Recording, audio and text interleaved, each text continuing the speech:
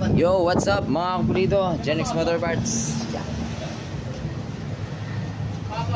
So magko-content ako tungkol dito sa motor ni Sir. Ayun, nireset namin, mahina daw umatak, naka 61 pin 1.5. Ngayon sira pala yung sigunyal. Ginawa naming stock stroke kasi sira nga yung sigunyal. Ngayon may sigunyal akong pinagpalitan na maayos na nakabalance. So yun, ngayon nagtaka kami, tsaka maingay yung dati niya, kaya pala may sira yung sigunyal kasi maingay nga pala sa rindera. So ngayon, ang natapos na yung nireset namin, napansin ko medyo mahina siyang barangkada. Yun din yung problema ni Sir. So napansin ko nga, yun nga yung problema ni Sir, mahina daw umatak yung motor niya, pantaas-taas na ng karga. So ngayon na downgrade siya kasi stock stroke na lang. So inisip ko baka mamaya mas maging mahina nung ngayon yung nag-reset. So may nakita akong isang dahilan kung bakit. Kasi kapag nagsiset kami is pinapansin namin lahat. So napansin ko may mali dun sa kanyang panggilid. So ito yung na-sit ako. So isa sa mga dahilan kung bakit mahirap kumarangkada, yung iba ayaw daw umangat. Ang karga nila malakas na, malaki na yung makina, pero mahirap hindi daw umaangat. So isa to mga kapulido na huli ko. Titi ni JR na naman. Ano ba yan, Gar? So eto ay grabe, napakahirap niyang galawin. Okay na yan.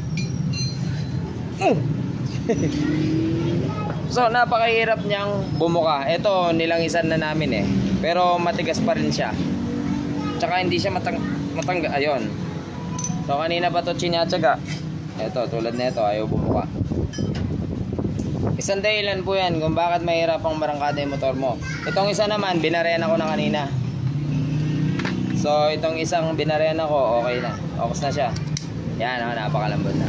Huwag naman sobrang laki na luwag na kasi mag-iingay. So ito okay na siya. So dapat ganyan lang. So tulad kanina, itong tatlo talagang napakahirap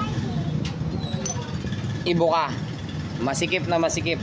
Hindi matanggal. Ang ginawa pa namin para matanggal namin yung isang binarena is pinukpok pa namin para lang mailabas. Bakit po magiging problema yon mga kapulido sa arangkada? Ayan hirap tanggalin. Ayun.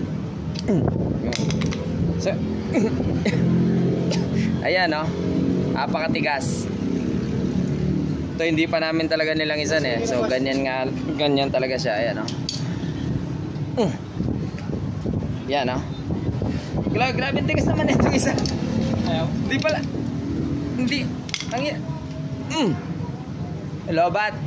So yun po, nahihirapan kasing bumuka ito kapag karangkada. Ang nangyayari, nauunang bumuka yung pulley. So importante po ito na medyo maluwag para umangat agad, kumapit. Salamat po na may nakatulong ang ating video mga kapulido.